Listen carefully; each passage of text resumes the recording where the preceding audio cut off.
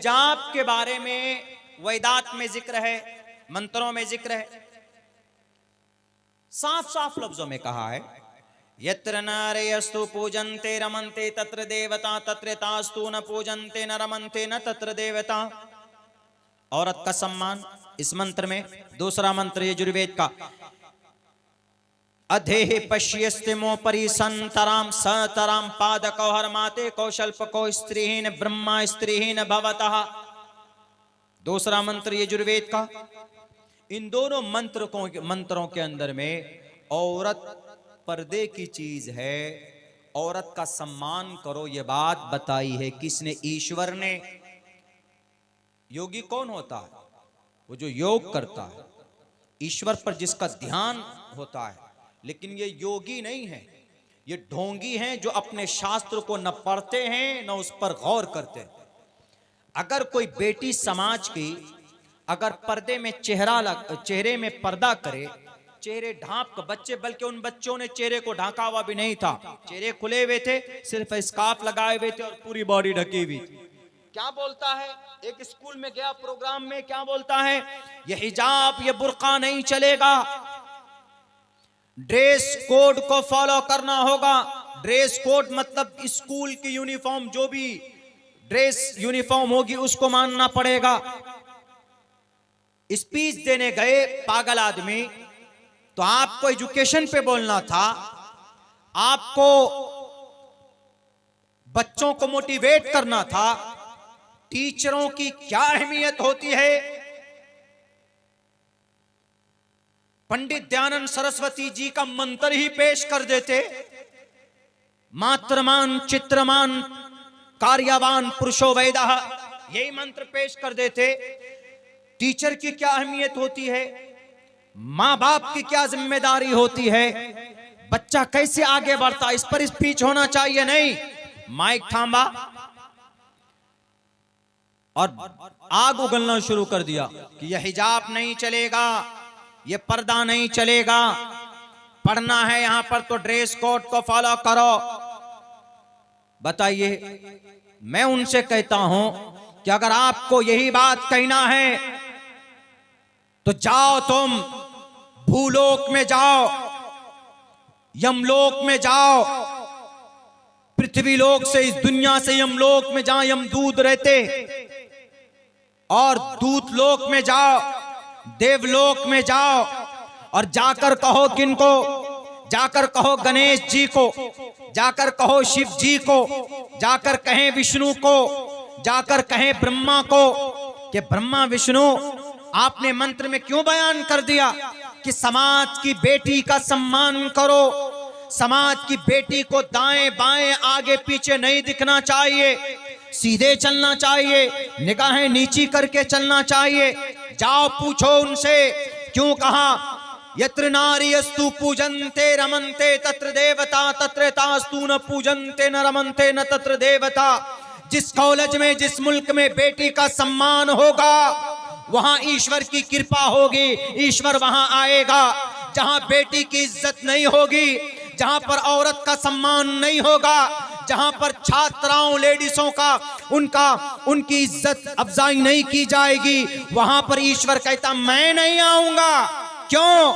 इसलिए कि स्त्री को ब्रह्मा ने पैदा किया है, स्त्रीहीन ब्रह्मा भवति, स्त्री को ब्रह्मा ने पैदा किया है। और ब्रह्मा ने कहा कि बेटियों, ए समाज की नारियों, ए समाज की औरतों, दाएं मत देखना, बाएं मत देखना, ऊपर मत देखना, नीचे निगाहें करके चलना और पैर को मिलाकर चलना। क्या मतलब है? बाल मुकुंद जी, आप तो हैं यकीनन योगी हैं, अगर आप अपने शास्त्र को जानते हैं तो लाओ इसका तर्जमा। क्या मतलब रह जाता है इसका? स्त्रीहीन ब्रह्मा, अपने पैरों को जोड़ करके चलो, पैरों को मिला करके चलो, मतलब तुम्हारी पैर से रास्ते में आवाज नहीं आनी चाहिए किसी गैर महरम को, किसी मर्द को, किसी पराये मर्द को, कि वो तुम्हारी तरफ निगाह उठाकर देखे कि ये कौन औरत जा रही जिसके पैर इतने सुंदर हैं, जिनकी आवाज इतनी अच्छी है, जिनके पैर का रंग इतना खूबसूरत है। ईश्वर जानता है, इसीलिए हमारा अल्लाह फरमाता है कुरान में, हमारा कुरान में अल्लाह कहता है, या अय्युहन नबी कुल लिअज़वाजिक व बनातिक व निसाइल मोमिनीन, हम हैं असल में वफादार, हम अपने अल्लाह के वफादार हैं और अपनी शरीयत के भी वफादार हैं। तुम बेवफा हो, तुम सिर्फ ईश्वर के नाम पर, खुदाओं के नाम पर बेटियों का अपमान करते हो और भगवा रंग का अपमान करते हो, इसलिए कि शास्त्र कुछ कहता है और तुम बोलते कुछ हो। अब्दुल्ला सालिम कुरान के खिलाफ नहीं बोल सकता। हमारे कोई भी वक्ता हजरात जो आए हैं यहाँ पर अभी तक, जिन्होंने तकरीर की है, कभी भी कोई भी शरीयत के खिलाफ नहीं बोल सकता। जो शरीयत में है वही बात बताई जाएगी। लेकिन पता नहीं क्या भंग खाकर बैठे हैं, क्या नशा चढ़ा हुआ है कि होता कुछ है शास्त्र में, और अपने आप को नेता बनाने के लिए, अपने आप को क्रांतिकारी हिस्ट्रिकल इंसान मनवाने के लिए अनाप शनाप बयान देते रहते हैं कि हिजाब नहीं लगाना। क्यों नहीं हिजाब लगाएंगे? हिजाब से फायदा भी है ना। हिजाब से फायदा यह है कि समाज की बेटी की इज्जत होती है बिकॉज ऑफ हिजाब, बिकॉज ऑफ बुर्का, बुर्के की वजह से। और फिर पर्दा हिजाब कुरान में नहीं है, शास्त्रों के अंदर अनेक जगह पर, मैंने तो 2 से 3 श्लोक पढ़े। इसीलिए हमारा कुरान तस्दीक करता है, मुसद्दक। क्या? या अय्युहन नबी, ए नबी, कुल लिअज़वाजिक, अपनी बीवियों से कहिए। कुल ऑर्डर है, कुल अम्र है, कहिए, say to the women, your wives. कुल लिअज़वाजिक, अपनी बेटियों से भी कहिए। कुल लिअज़वाजिक व बनातिक, अपनी बेटियों से कहिए, मोमिन की बेटियों से, मुसलमानों की बच्चियों से कहिए। व निसाइल मुमिनीन, और मोमिना औरतों से भी कहिए, सबसे टोटल। युदनीना अलैहिन्ना मिन जलाबिबिहिन्ना, घूंघट को लटका ले। युदनीना, लटका ले, टान ले, खींच ले, बड़ा कर ले। कोई समझाएगा ऐसा? कोई किताब समझा सकती है ऐसी बात है? कुरान क्या अंदाज है। युदनीना अलैहिन्ना मिन जलाबिबिहिन्ना, क्यों? ज़ालिका अदना अन युरफ़ना, ताकि पहचानने में आसानी हो। ये उस वक्त में था, उस वक्त ये कुरान करीम की आयत नाजिल हुई जब जनाब मोहम्मद रसूलुल्लाह सल्लल्लाहु अलैहि वसल्लम की पाकबाज औरतों के बीच में जब इस्लाम का पैगाम पहुंचा, तो वो लोग क़ज़ाए हाजत के लिए बाहर जाती थी। आज भी देखेंगे गांव समाज में है, जहां पर शौचालय नहीं बना है तो औरतें बाहर जाती। तो जब बाहर जाते थे वो औरतें, तो जो इज्जतदार औरतें होती थी, मोमिना औरतें होती थी, और उस जमाने में बांदियां होती थी, बांदियां। तो बांदी और घरेलू आजाद औरत, तो जो औबाश किस्म के लड़के थे, जो कुफार थे, मुशरिकीन थे, वो सबको छेड़ते थे। तो इसीलिए अल्लाह ने ऑर्डर किया कि नहीं, सबको नहीं, आजाद औरत है जो बांदियां हैं, दोनों के उसमें फर्क है। तो इसीलिए अल्लाह ने कहा कि तुम घूंघट कर लोगी तो उन लोगों को जो औबाश किस्म के इंसान हैं, मुशरिकीन हैं, जो दुश्मनान इस्लाम हैं, वो अगर छेड़ेंगे तो उनको महसूस हो जाएगा, पता चल जाएगा कि भाई ये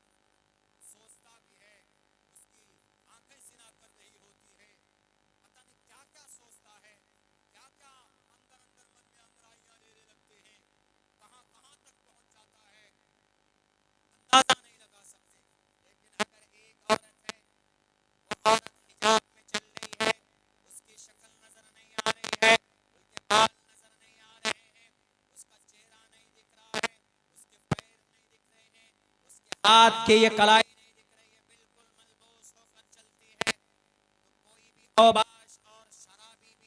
होगा, कितनों ही शराबी हो, कितनों ही फसादी हो, वो सिर्फ इसके बुर्के की वजह से उसको सम्मान देता है, दिल से रिस्पेक्ट देता है कि नहीं, ये औरत बड़ी मुहज्जब है, ये औरत इज्जतदार है, इस औरत को छेड़ो मत, इस औरत के ऊपर गलत ख्यालात नहीं डाल सकता, वो नहीं सोच सकता इस औरत के बारे में, इसलिए can because and she is covered, वो पूरी की पूरी घिरी हुई,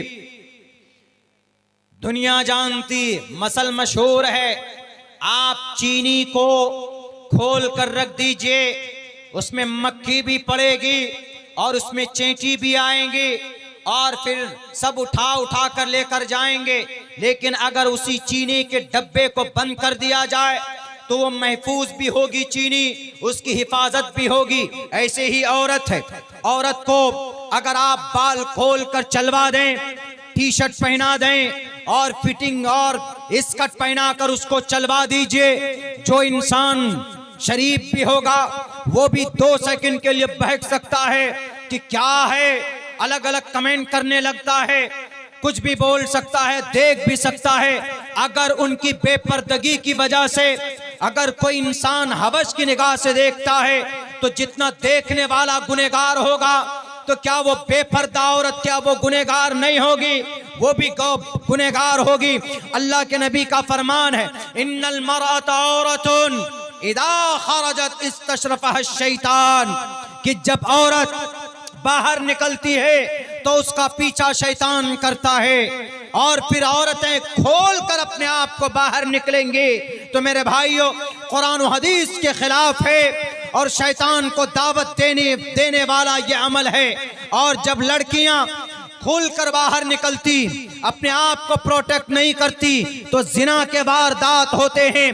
क्या पर्दे में रहकर, बुर्के में रहकर, हिजाब में रहकर हमारी समाज की बेटियों ने क्या तरक्की नहीं की है? उठाओ कर्नाटका की रिपोर्ट है कि मैट इंटर के अंदर सबसे ज्यादा बड़ा अगर टॉपर कोई लड़की रही है तो वो बुर्का पहनकर उस लड़की ने उर्दू मीडियम के अंदर जब एग्जाम दिया, तो कर्नाटका पूरे सूबे के अंदर अगर कोई टॉपर है तो वो बुर्का पहनकर, वो समाज की बेटी जो तालिबा हैं, जिन्होंने कभी भी अपने चेहरे को खोलकर गैर महरम के सामने में नहीं पहुंचे, वो समाज की बेटी। और कभी भी कोई भी इंसान कुरान और हदीस को अगर मानता हो, उस पर अमल करेगा, वो कभी भी कहीं पर भी नाकाम नहीं हो सकता है।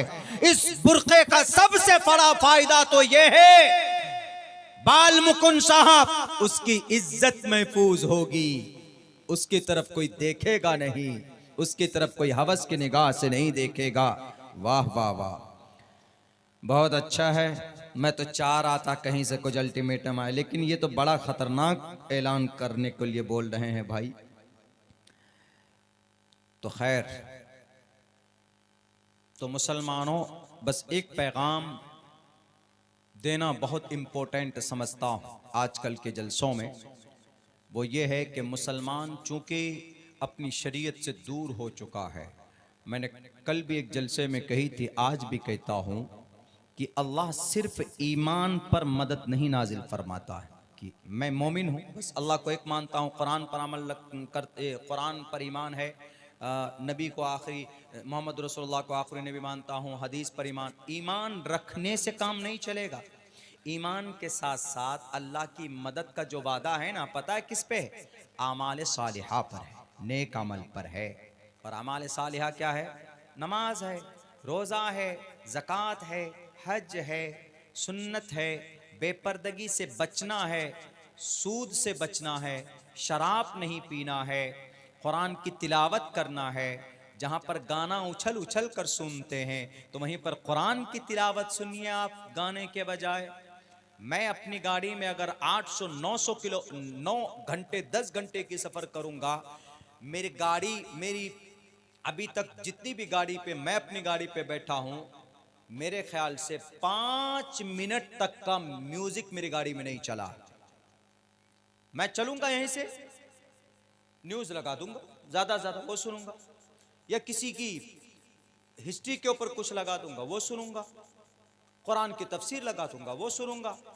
ज्यादा पसंद करता हूँ न्यूज सफर में, क्योंकि उसके अंदर में कुछ मसाला वसाला होता है। वो भी न्यूज इन बेजमीर मीडिया वालों की नहीं, ये ईमान फरोश की नहीं। ये जो सब बरसाती मेंढक हैं मोदी जी के टट्टर टट्टर करते हैं, इनके लिए नहीं। ये तो बड़ा चढ़ाकर पेश करते हैं खामखा, जो कुछ होता नहीं। जिसको दिखाना वो नहीं दिखाते, जिसको नहीं दिखाना वो दिखाते। मोदी जी कैसे खाते हैं आम? चूस कर खाते हैं कि काट कर खाते? कोई सवाल है भाई? आम खाने का कोई चूस कर खाता, कोई काट कर खाता है।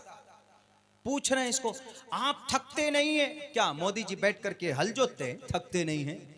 10 लाख के तो जोड़े पहनते हो।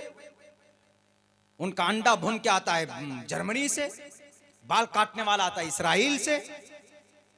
थकते नहीं है। 3 लाख का तो पेन यूज करते हैं मोहतरम। बहुत अच्छा बोलते हैं, खाक बोलते हैं। पूरा सिस्टम होता है उनके चश्मे के अंदर फिट होता है। देख देख करके वह देखते बोलते, देखते बोलते। बोलते हैं कि नहीं जनाब, उन्होंने बड़ी मेहनत की, चाय बेचकर यहां तक आया। हमने कहा कि भाई गनीमत है कि सिर्फ चाय बेची उन्होंने, तो देश का कुछ बचा नहीं, सबको बेच दिया। बेचने की आदत है, सस्ते में ही बेच दिया उन्होंने सब कुछ। दुनिया के अंदर में, भारत के अंदर में आज तक कोई इंसान ऐसा मिला है जिसने कहा कि मैंने मोदी जी के हाथ से चाय पी है? कोई नहीं मिला। एक नैरेटिव बना दिया गया बैरकैट। तो मैं यही कहना चाहता हूं कि आज मुसलमानों को जरूरत है, नेक अमल की जरूरत है। सिर्फ कलिमा से, सिर्फ मोमिन बनने से काम नहीं चलेगा। नेक मोमिन बनिए। कुरान में जो है वला तहिनु वला तहज़नु व अंतुमुल आलौन इन कुंतुम मोमिनीन, इससे मुराद ये है कि नेक साले अच्छे काम करते रहे। मोमिन की शान और पहचान ये। मेरे भाइयों, मैं तो चाह रहा था कि भाई कोई इशारा है ताकि मैं अपनी बात जल्दी ख़त्म करूं।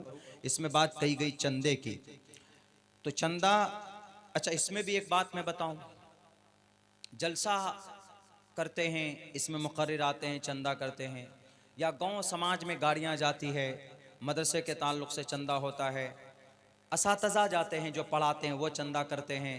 ये चंदा करना ही जो तरीक़ा है ये यकीनन जिल्लत है कौम के लिए, चंदा करना। अरे इनमें चंदे की आवाज लगाने की जरूरत ही नहीं पड़नी चाहिए। एक मदरसा है आपके गांव में, आपके समाज में, एक इमाम साहब, एक मस्जिद है। गांव के अंदर कितने घर है? जी इतने घर हैं। सबके ऊपर बाज़ाब्ता एक फिट होना चाहिए कि भाई अगर 500 घर है तो हर घर से महीने में 200 रुपए निकालो, बैतुल माल में जमा होगा। कहां होगा? पूरे गांव का एक मुखिया होगा। मुखिया का मतलब एक ऑर्गेनाइजेशन बनाइए, वहां पर पैसा जमा होगा हर महीने में। इन पैसों का क्या होगा? मदरसे में जो बच्चे पढ़ते हैं उनके असातिज़ा को दी जाएगी तनख्वाह। मदरसे की बिल्डिंग बनेगी, मस्जिद में इमाम है, उस मस्जिद के इमाम की तनख्वाह होगी। ऐसा होना चाहिए कि नहीं? लेकिन अब क्या बना दिया है, ऐसा लग रहा है कि जैसे मदारिस मदरसे वालों की जरूरत है कि नहीं भी मदरसा चलाएंगे, हमारी जरूरत है। ये मदरसा चलाना उलमा की जरूरत नहीं है। मदरसा हर एक मुसलमान की जरूरत है, मकतब हर एक मुसलमान की जरूरत है, मस्जिद हर एक मुसलमान की जरूरत है। अगर आप खुद से, आपको जब तक मोहब्बत नहीं होगी मदरसों से, मस्जिद से, मकतब से, तो ये बुलडोजर चलना बंद नहीं होगा। स्पेन के अंदर 786 में अब्दुर्रहमान अव्वल की बनाई हुई 1400 खंबे वाली कुर्तबा की जामे मस्जिद आज चर्च और कलीसा में बदल दिया गया। मस्जिद अक्सा जिसके इर्द गिर्द अल्लाह ने बरकत रखी है, हम आलमी सतह के मुसलमानों की बेहिसी की वजह से, मोहब्बत न होने की वजह से 1967 से यहूदियों के कब्जे में बाबरी मस्जिद वीरान हो गई थी। न नमाज न अजान, अल्लाह ने जालिमों को मुसल्लत किया, शहीद कर दी गई। अगर मुसलमानों याद रखिए, ये मत सोचिए कि हम सीमांचल में हैं। जब गोलियां चलती है, जब बातिल ताकतों की तलवार चलती है, तो फिर सिर्फ टोपी और दाढ़ी वाला कटता है, आलिम नहीं, एक एक मोमिन को काटा जाता है। इसीलिए मदरसा चलाना है, तो ये चंदे का निजाम बंद कीजिए, खुद से जाकर पैसा दीजिए। हर गांव का एक एक बंदा 500 रुपए किलो का, 200 रुपए किलो में योगी जी की अम्मा को काट कर खा सकता है, गाय माता के मांस को खा सकता है, 300 रुपए के किलो में मछली खा सकता है। और जनाब हर महीने के अंदर कम से कम 2000 रुपए की मांस मछली कौन नहीं खाता, मुझे जरा बताइए। तो अगर 100 रुपए मस्जिद या मदरसे के नाम पर वो हर महीने में जाकर मोहतमिम साहब को, नाजिम साहब को दे देंगे, तो क्या घर के अंदर तरक्की होगी कि नहीं होगी? होगी। लेकिन नहीं, क्या समझते हैं, मदरसा तो मौलाना की जिम्मेदारी है, वही चलाएंगे, इनका एहसान है। ये अगर आपके पास रसीद लेकर जाते हैं तो तौहीन है इनकी, उलमा की। लेकिन फिर भी बेचारे अपने आप को मदरसा चलाने के लिए, कुरान के पैगाम को आम करने के लिए आपके पास जाते हैं और आपसे भीख मांगते हैं, तब जाकर मदरसा चलता है। अगर ये मदरसा नहीं रहे ना तो मेरे भाइयों मुर्तद कौम मुर्तद हो जाएगी, बच्चे हमारे गुमराह हो जाएंगे। क्यों? मदरसों से दीन जिंदा है ना। मदरसा है तो उलमा है, उलमा है तो कुरान का सही पैगाम आपके बीच जाएगा। और जब मदरसा नहीं रहेगा, उलमा कहां से आएंगे? जब उलमा नहीं आएंगे तो फिर वो कोई जैसे गाय को माता मानता है, वही जो प्राण प्रतिष्ठा करता है, यानी उल्टा। प्राण प्रतिष्ठा का मतलब जानते हैं? प्राण प्रतिष्ठा का मतलब किसी ईश्वर की मूर्ति में जान डालना, यानी किसी खुदा की मूर्ति में। समझाने के लिए खुदा बोल रहा हूं, खुदा की मूर्ति नहीं होती, बस इतना समझ लीजिए। किसी परमात्मा, परमात्मा कौन हुआ? खुदा हुआ। किसी खुदा की मूर्ति में जान डालना कौन? किसी इंसान के जरिए से। ये तो उल्टा मामला हो गया। फिर वो खुदा कैसा भाई जो इंसान जिंदा कर रहा है उसको? खुदा तो वो होता जो इंसान को जान डालता है ना। लेकिन यहां उल्टा हो गया। श्री रामचंद्र जी की मूर्ति में किसने जान डाली? मोदी जी ने। और फिर श्री रामचंद्र जी खुदा कहां से रहे? कैसे खुदा है कि मोदी जी जिंदा कर रहे हैं उसको? प्राण प्रतिष्ठा का मतलब रूह डालना मूर्ति में। तो फिर ऐसे अकायद आ जाएंगे, हमारे बीच में भी आ रहे हैं ना। मुसलमानों में भी बहुत सारे ऐसे मकतबे फिक्र तैयार हो गए कि जिनके अकीदे के अंदर में खुराफात है। अगर मदारिस मकातिब नहीं रहे तो ये सब खुराफात चलता रहेगा और आने वाली नस्ल, यकीन नहीं होता है, आप अपने गांव के अंदर मदरसा है बंद कर दीजिए, ज्यादा नहीं, सिर्फ 15 साल के लिए बंद कर दीजिए। आपका जो बच्चा होगा ना, वो उस बच्चे को ये भी मालूम नहीं होगा कि अल्लाह तबारक व ताला की तारीफ कुरान में कहां पर है, यानी कुल हुवल्लाह भी बच्चे को याद नहीं होगा। 2 खुदा, 3 खुदा, 4 खुदा, 5 खुदाओं को मानने वाले बच्चे होंगे। फिर ऐसी ही तो हिंदू कौम गुमराह भी है ना। हजरत नूह अलैहिस्सलाम की कौम है ये योगी जी, ये मोदी जी, ये अमित शाह वगैरह, ये भटकी भी सनातन धर्मी जितने भी, हजरत नूह की भटकी हुई कौम। उनको बताने वाला कोई मिला नहीं, उनके शास्त्र को कोई पढ़कर समझाने वाला हुआ नहीं, तो बस 33 करोड़ खुदा आ गए उनके बीच में। आपके बीच में अगर एक अल्लाह, अल्लाह की वहदानियत को बाकी रखना है, कुरान के पैगाम को जिंदा रखना है, तो मदरसा जरूरी है।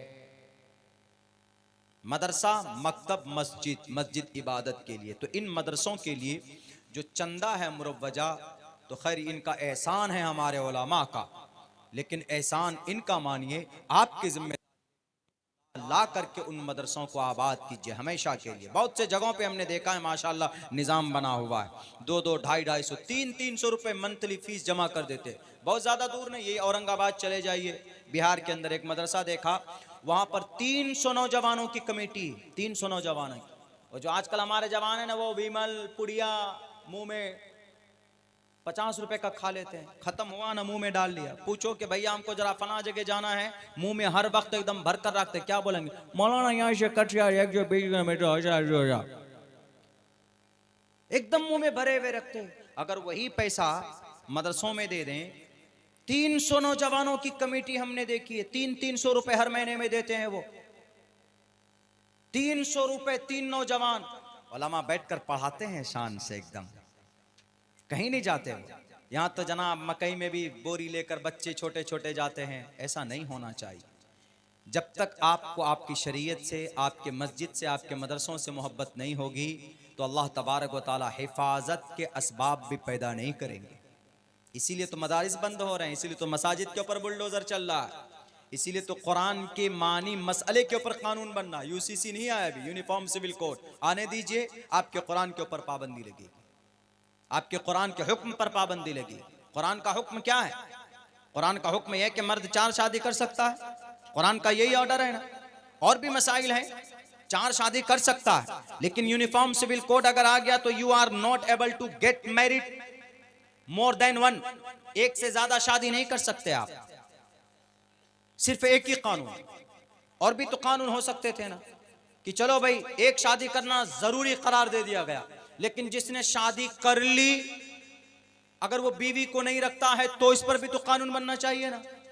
लेकिन इस पर कानून नहीं बनाएंगे। वो क्यों? वो जानते हैं अगर इस पर कानून बना कि शादी करने के बाद बीवी को नहीं रखेंगे तो सबसे पहले नंबर आएगा जेल जाने का मोदी जी का, क्योंकि मोदी जी ने शादी की है 42-45 साल से अपनी बीवी को साथ में नहीं रखता है। अगर कानून ही बनाना तो फिर ये भी बनाओ कि भाई एक शादी करना फर्ज है, हर नौजवान को जरूरी है। जितने भी नौजवान है 20 साल की उम्र का हुए 18 साल की उम्र में पहुंचे शादी करा दो, जरूरी है, ये कानून लाओ।